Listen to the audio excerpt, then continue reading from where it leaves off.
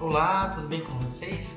Aqui é o professor Daniel Camargo para mais uma dica sobre língua portuguesa. E hoje nós vamos falar sobre concordância verbal, né? O que é concordância verbal? É aquela questão do sujeito e o verbo, se eles concordam ou não, né? Nós vai roubar, eu não concordo, né? Não dá para concordar com aquilo. Então assim, a concordância verbal é quando o sujeito, o verbo, ele é subordinado ao sujeito. Então ele vai concordar em gênero e número, né, com o sujeito. Mas existem algumas regras, tá? A concordância do verbo com o sujeito simples é uma regra geral. Não tem outra escapatória, sempre vamos utilizar a mesma regra.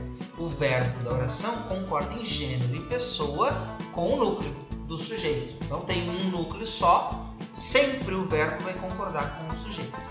Então eu tenho ali o pronome eu, que é o sujeito, né? Quem irá à escola? Eu, primeira pessoa de singular. O verbo também estará na primeira pessoa de singular. Eu irei. Agora, se eu utilizar o pronome nós, primeira pessoa do plural, o verbo também vai estar na primeira pessoa do plural. Iremos. Ok? Nós iremos. Agora, com relação ao sujeito composto, nós vamos ter 3 regras para gravar e não é nada difícil, tá? Vamos ver a primeira regrinha. O núcleo do sujeito ligado por e, pela conjunção e. Olha ali. Professor e alunos formam a sala de aula. Forma a sala de aula, professores e alunos. Primeiro vamos achar o verbo formam. Quem forma?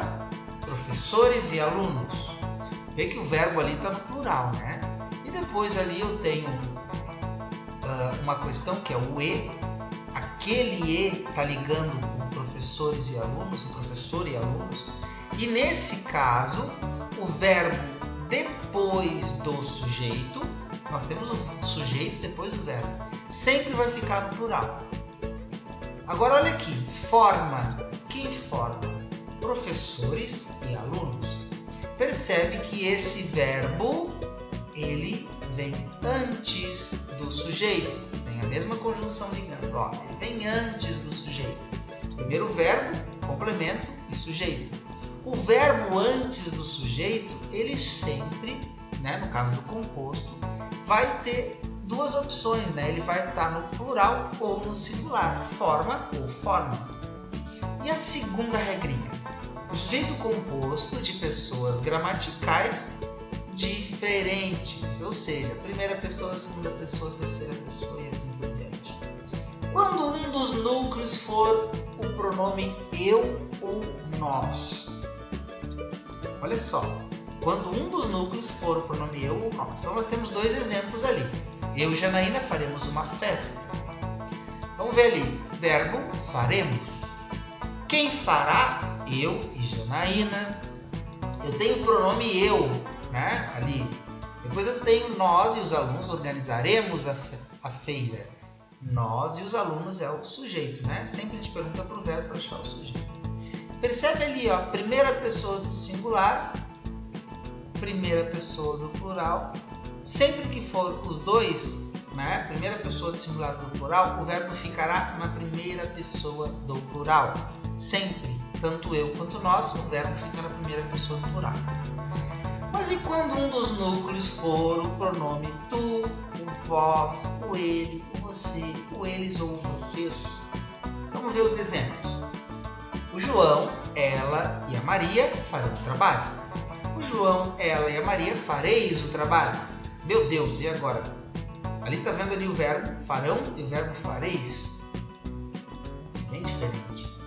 Olha só, o sujeito dos 2 é João, ela e a Maria. Eu tenho ali o pronome ela, que é um dos pronomes que vai indicar essa regra.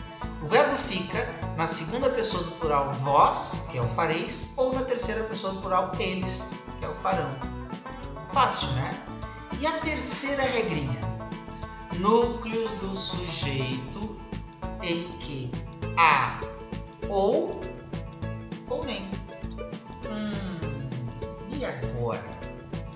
Vamos ver os exemplos. Paula ou Marcela entregará o trabalho. Nem Paula nem Marcela entregará o trabalho. Olha o verbo entregará. Percebe que eles estão no singular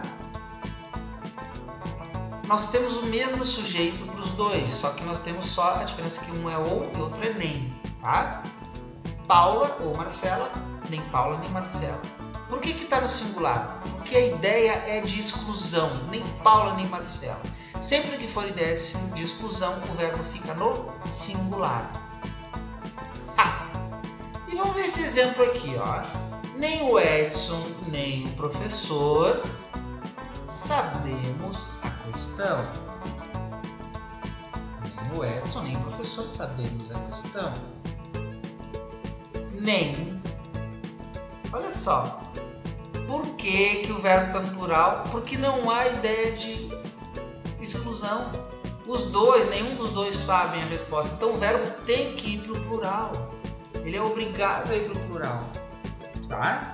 Então ele vai acompanhar a pessoa do verbo no plural. Vai para o plural, porque não há ideia de exclusão. Então a aula de hoje é isso. Boa tarde para todos, ou boa noite, ou bom dia. Até a próxima dica.